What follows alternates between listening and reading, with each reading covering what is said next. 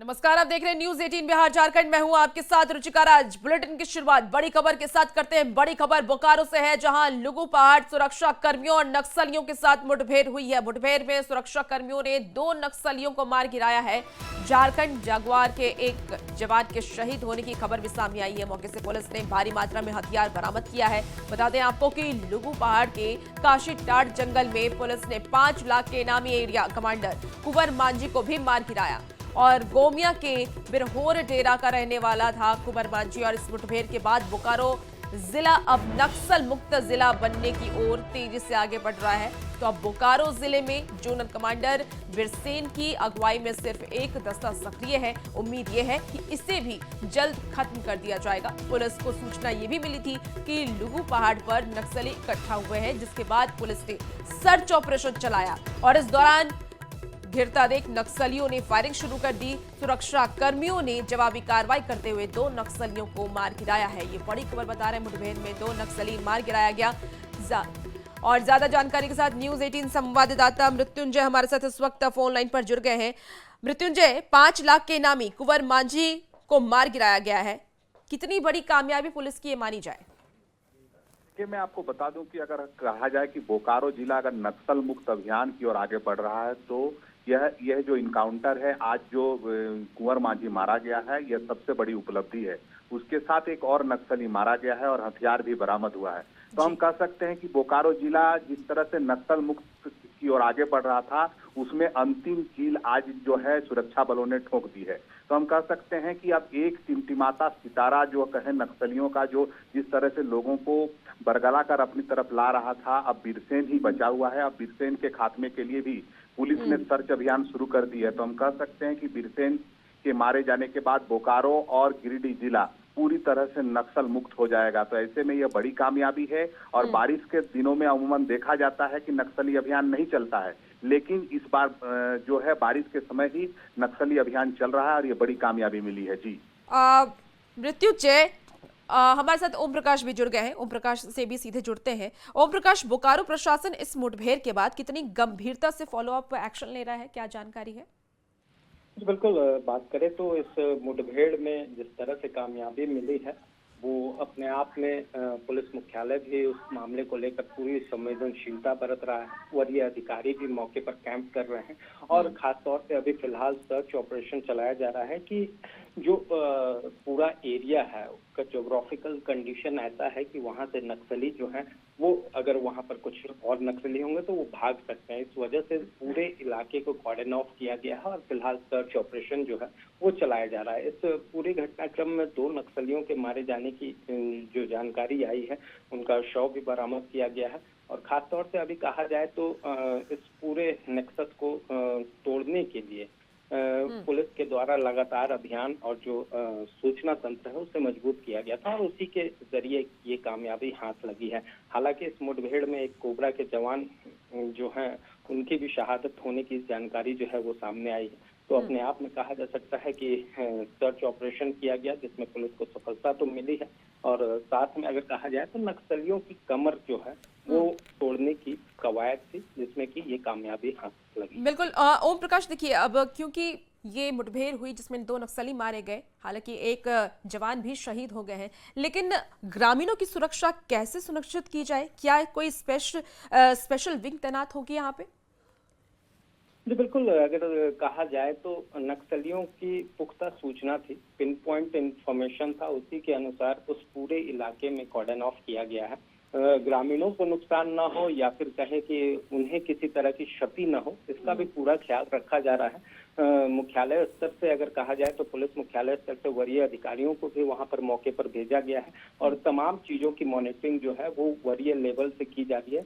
वहीं पर पुलिस को हर कदम पर न सिर्फ नक्सलियों से बचना होता है, बल्कि अगर कहे तो ठीक है ओम प्रकाश, ठीक है, आप नजर बना के रखिए। हमारे साथ मृत्युंजय भी जुड़े हुए थे, आप भी नजर बना के रखिए मृत्युंजय। तमाम अपडेट आप लोगों से लेंगे। बहुत शुक्रिया जानकारी के लिए।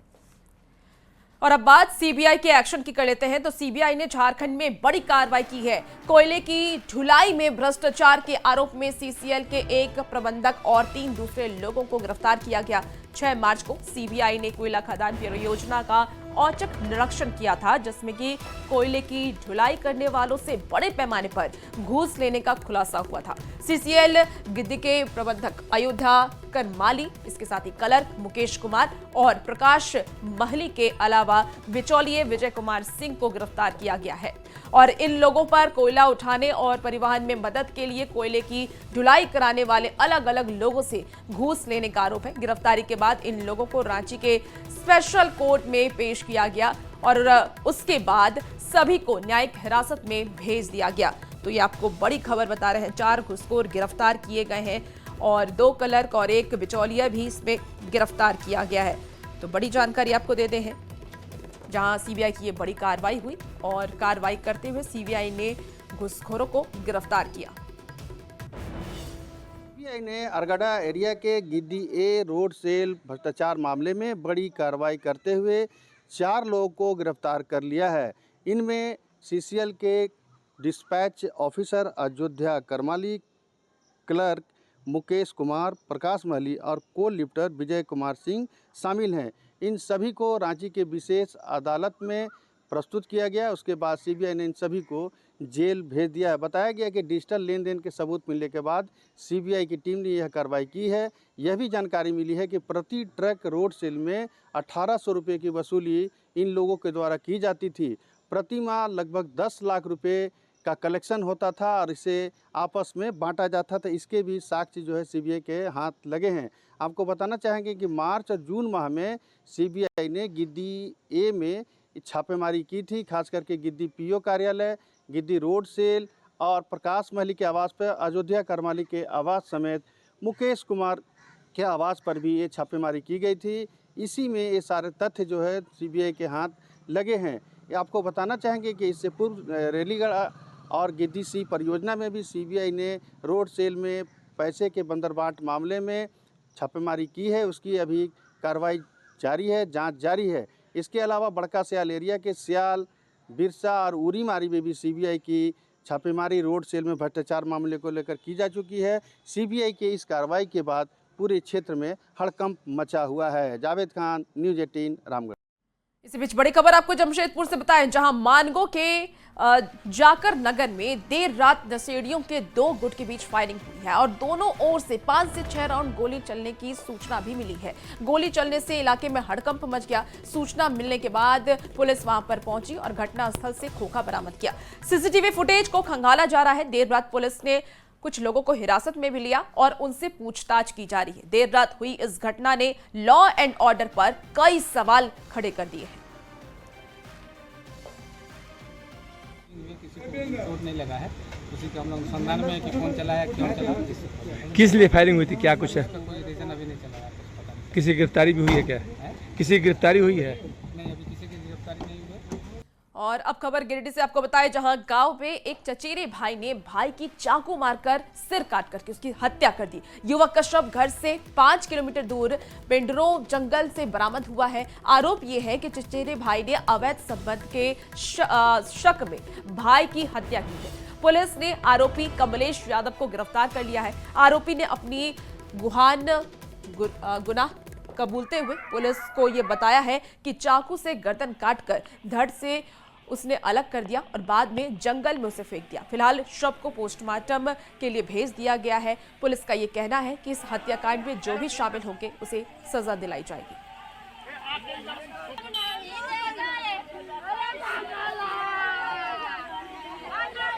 खबर दुमका से है, जहां अपराधियों ने घर में परिवार को बंधक बना करके लूट की वारदात को अंजाम दिया है। घटना गोपी का अंदर थाना के अरीचुआ गांव में बंदूक की नोक पर 2 लाख नकदी, जेवर सहित करीब 7 लाख के सामान की डकैती की है। 5 अपराधियों ने लूट की वारदात को अंजाम दिया। लुटेरों ने 1 राउंड हवाई फायरिंग भी की और मामला दर्ज कर पुलिस अपराधियों की गिरफ्तारी के लिए छापेमारी लगातार कर रही है। आदमी था, 2 बाइक में 5 आदमी था। वहाँ से चोरी किया हम लोग को पैसा लगभग 2 लाख। अच्छा। प्लस मैंने जबर था और दुकान का जितना किराना सामान था, सामान भी लेके गया। हाँ, सामान तेल वगैरह पेट्रोल भी था। तो पता नहीं, हम लोग को तो बंधक बना दिया, नहीं रूम में घुसा दिया हम लोग। खबरों में आगे बढ़ेंगे। रांची के नामकुन पावर ग्रिड में सोमवार की रात एक हाई प्रोफाइल डकैती मामले पर अब सियासत देखिए तेज हो गई है। बीजेपी इसे लॉ एंड ऑर्डर की नाकामी बता रही है, तो वहीं कांग्रेस का ये कहना है कि अपराधी कोई भी हो बचेगा नहीं। राज्य में संवेदनशील सरकारें काम कर रही है तो प्रशासन को भी संवेदनशीलता बरतनी होगी। अपराध कैसे कम हो, डकैती कैसे कम हो, चोरी कैसे कम हो, इस पर प्रशासन को एक ब्लूप्रिंट तैयार करके उस पर काम करना होगा। और अगर नहीं होता है तो ये बिल्कुल उचित नहीं है, क्योंकि हमारी प्राथमिकता, हमारी सरकार की प्राथमिकता दोनों जनता है। जनता कैसे सुरक्षित रहे, ये इसके लिए सरकार लगातार काम कर रही है। तो जिस तरह से ये घटना घटी है, ये राज्य की लॉ एंड ऑर्डर को खुली चुनौती दे रही इस तरह से अपराधी, और राज्य में जिस तरह से रांची राजधानी के अंदर में वो चाहे राजनेता हो, चाहे अफसर हो, चाहे पुलिस अधिकारी हो, वकील हो, व्यवसायी हो, कोई वर्ग यहां सुरक्षित नहीं है। तो मुझे लगता है कि राज्य सरकार को लॉ एंड ऑर्डर को लेकर ज्यादा चिंतित होने की आवश्यकता है। सबसे पहले रेगुलर डीजीपी की नियुक्ति करे, उसके बाद राज्य की लॉ एंड ऑर्डर पर दुरुस्त करने का काम करे। और सरायकेला के दलमा शिव मंदिर में अब एंट्री शुल्क नहीं लगेगा। इस विवाद में राज्य सरकार ने संज्ञान लिया है और निर्देश जारी किया है, किसी भी भक्त से कोई शुल्क नहीं वसूला जाएगा। सावन महीने में दलमा वन्य प्रणाली आश्रयनी में पैदल, 2 पहिया, 3 पहिया और 4 पहिया वाहनों से आने वाले श्रद्धालुओं से कोई शुल्क नहीं लिया जाएगा।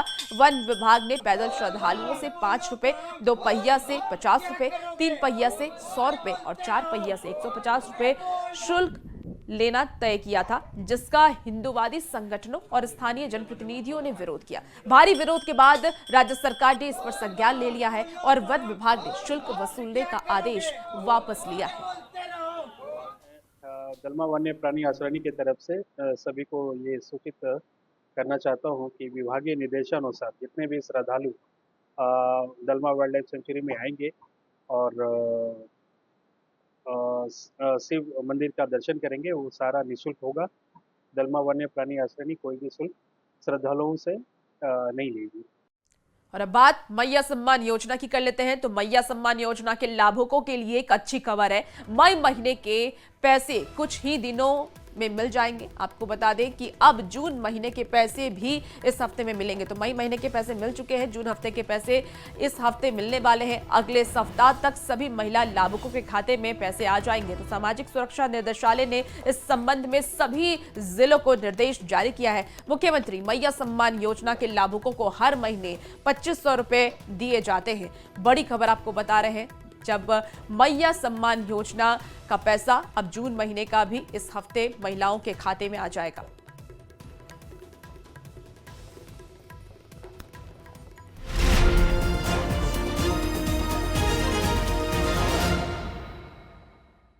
चलिए बात अब झारखंड विधानसभा के मॉनसून सत्र की कर लेते हैं। 1 से 7 अगस्त तक झारखंड विधानसभा का मॉनसून सत्र चलेगा और इस छोटे सत्र में 5 कार्य दिवस होंगे। 4 अगस्त को वित्तीय वर्ष 2025-26 का पहला अनुपूरक बजट आएगा। राज्यपाल की सहमति के बाद मॉनसून सत्र से जुड़ी अधिसूचना जारी कर दी जाएगी। आपको बता दें कि मॉनसून सत्र से जुड़ी और जानकारी के लिए संवाददाता निरंजन सिंह की ये रिपोर्ट देखिए। तो 1 से 7 अगस्त तक मॉनसून सत्र चलने वाला है। इस मॉनसून सत्र में 5 दिन का ये मॉनसून सत्र होगा और सत्ता पक्ष और विपक्ष के बीच हंगामे के आसार भी जताए जा रहे हैं। झारखंड विधानसभा का मानसून सत्र 1 अगस्त से शुरू हो रहा है। 5 कार्य दिवस होंगे और मानसून सत्र के पहले दिन जिनकी मृत्यु हुई है उन्हें श्रद्धांजलि देकर उसके बाद शोक प्रस्ताव पारित किया जाएगा। मानसून सत्र 1 से 7 अगस्त तक है। कुल मिलाकर सत्र में 5 कार्य दिवस होंगे। 4 अगस्त को वित्तीय वर्ष 2025-26 का पहला अनुपूरक बजट पेश किया जाएगा। राज्यपाल संतोष कुमार गंगवार की सहमति के बाद मानसून सत्र से संबंधित अधिसूचना जारी कर दी गई है। सत्र के पहले दिन विधानसभा में दिवंगत आत्मा को श्रद्धांजलि दी जाएगी। उसके बाद सदन की कार्रवाई स्थगित की जाएगी। 2 और 3 अगस्त को भी सदन की कार्रवाई स्थगित रहेगी। 5 अगस्त को अनुपूरक बजट पर चर्चा होगी। आखिरी 2 दिन विधेयक और राजकीय कार्य से संबंधित कार्य होंगे और आखिरी 7 अगस्त को जो बजट का चर्चा होगी उसके बाद अनुपूरक बजट पर चर्चा करने के बाद कई तरह के प्रस्ताव भी पारित किए जाएंगे। कैमरामैन संजीव तिवारी के साथ निरंजन सिंह, न्यूज 18 रांची। तो आइए अब मॉनसून सत्र के मुद्दे पर एक नजर डाल लेते हैं कि इस बार मॉनसून सत्र जो चलेगा 1 से 7 तारीख के बीच, इसमें कौन कौन से बड़े मुद्दे सरकार के और विपक्ष के हो सकते हैं।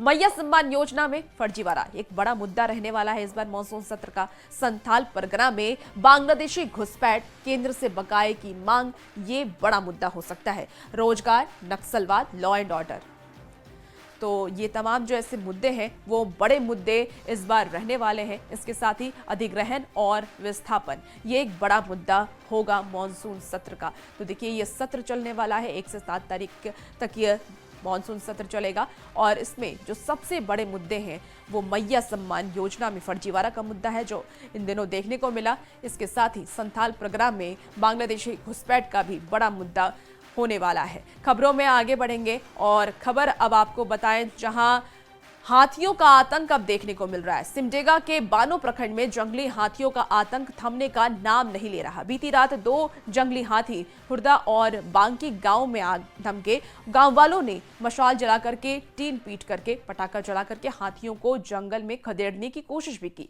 अभी खेती का सीजन चल रहा है और इस बीच गांव में हाथियों के आने से गांव वाले दहशत में हैं। गांव वाले वन विभाग से हाथियों से उन्हें बचाने की लगातार गुहार लगा रहे हैं। तो देखिए सिमडेगा में भी देर रात हाथियों ने उत्पात मचाया है और खेती का महीना चल रहा है, इस वक्त खेती होती है, ऐसे में हाथी खेत में आकर के फसलों को बर्बाद कर देता है और इसी को लेकर के गांव वाले दहशत में हैं और लगातार गांव वाले वन विभाग से ये मांग कर रहे हैं कि उन लोगों को बचाया जाए, हाथियों का जो उत्पाद है उसे किसी तरीके से रोका जाए। हालांकि खुद भी गांव वाले मशाल जला करके, टीन पीट करके, पटाखा चला करके हाथियों को जंगल में खदेड़ रहे हैं।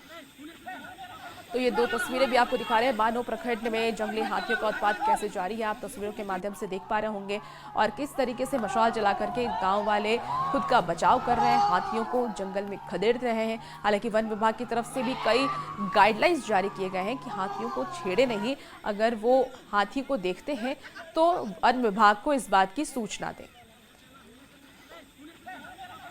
खबर अब गिरिडीह से है जहां बेंगाबाद के नवाहार यांग गांव में लाभुकों ने पीडीएस डीलर पर खराब अनाज देने का आरोप लगाया है। आरोप यह है कि पक्षियों का पंख, मिट्टी और बालू मिला हुआ खराब चावल लाभुकों के बीच बांटा जा रहा है। लाभुकों ने प्रखंड आपूर्ति पदाधिकारी से इसकी शिकायत भी की और इस शिकायत के बाद गोदाम का अधिकारियों ने निरीक्षण किया।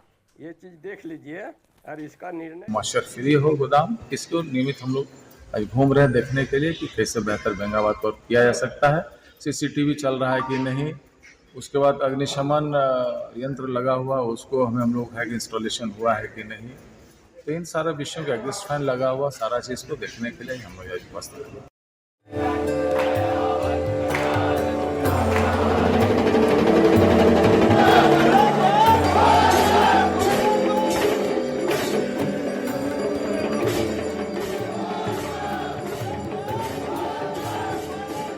सावन महीने की शुरुआत हो चुकी है और ऐसे में अलग अलग जगहों से अलग अलग तस्वीरें सावन को लेकर के सामने आ रही है। देवघर में शिव भक्त शुभम मौर्य जो कि पिछले 8 साल से अपनी कला के माध्यम से कांवरियों की सेवा कर रहे हैं। माथे पर चंद्रमा, गले में सांपों की माला के साथ मुंड माला और हाथों में त्रिशूल और डमरू, पूरे तन में भस्म लगाए मानो शिव साक्षात देवघर के कांवरिया पथ पर घूम रहे हो। बाबा के स्वरूप में शुभम मौर्य अपनी कला और नृत्य से लोगों का मन मोह रहे हैं। उनसे बात की है न्यूज़ 18 संवाददाता मनीष दुबे ने। शिव की महिमा अपरंपार है। सावन का पावन महीना चल रहा है और कांवरिया पथ पर लगातार कांवरिया बाबा बैद्यनाथ मंदिर पहुंच रहे हैं। हमारे साथ बाबा के स्वरूप में आज आप देख रहे हैं कि मुंड माला पहने हुए हैं, हाथों में डमरू है, त्रिशूल है और बेहद खूबसूरत और सीधे बाबा का ही ये आप रूप देख सकते हैं। कांवरिया जो यहाँ पे पहुंच रहे हैं वो काफी प्रसन्नित हो रहे हैं, इन्हें देखकर बाबा का ही रूप मान रहे हैं और इतनी आस्था होती है कि बाबा के स्वरूप में कांवरिया जिसे देखते हैं वो काफी प्रफुल्लित होते हैं। हम सीधे बात करते हैं, बाबा कहाँ से हैं आप, क्या नाम है और इस तरह का जब रूप धारण करते हैं आस्था कांवरियों की कितनी अच्छी लगती है देखकर। मैं बरेली से हूँ और मेरा नाम शुभ नाम शिवम मौर्य है मुझे बहुत अच्छा लगता है यहाँ आके। मैं इस स्वरूप में हूँ, मुझे बहुत अच्छा लग रहा है और लाखों कावड़ियों की भीड़ है यहाँ पे, ये देखने को मिल रही है और सभी लोग मुझे देख के पसंद होते हैं। बहुत अच्छा लगता है मुझे। कितने सालों से इस तरह से कर रहे हैं और ये बाबा का रूप कब से धारण किए हैं? लगभग मुझे 8 साल हो गए हैं। 8 साल। जब बाबा के रूप में आपको कांवरिया देखते हैं तो आपके मन में कैसी आस्था जगती है? क्योंकि हर कोई बाबा बैद्यनाथ को रिझाने आए हैं, आप भी कहीं ना कहीं कांवरियों की इस देश में सेवा ही कर रहे हैं। मुझे बहुत अच्छा लगता है, मैं ये सभी लोग को देखता हूँ, मुझे बहुत पसंद, मेरे मन को बहुत तसल्ली मिलती है कि ये सभी लोग आते हैं दूर दूर से और जल भरते हैं बाबा बैद्यनाथ से और जाते हैं, किलोमीटर की दूर नापते हैं। आपको दिखाता हूँ, माथे पे चंद्रमा, ओम और फिर मुंडमाला, एकदम बाबा भोलेनाथ के वेशभूषा में। और आस्था देखिए कि सभी तरफ जो है लोग फोटो और अपने कैमरे में जो है वो तस्वीरें इनकी ले रहे हैं कि साक्षात बाबा से ही दर्शन हो गया। ये बाबा का आस्था है और ये इनका भी समर्पण है कि इस तरह से कांवरिया पथ पर लगातार जो कांवरिया आते हैं अपने कला से, अपने मनमोहक रूप से और बाबा का स्वरूप लेकर कांवरियों की सेवा करते हैं। देवघर से मनीष दुबे की रिपोर्ट। खबरों का सिलसिला न्यूज 18 बिहार झारखंड पर जारी है, बने रहिए न्यूज 18 के साथ।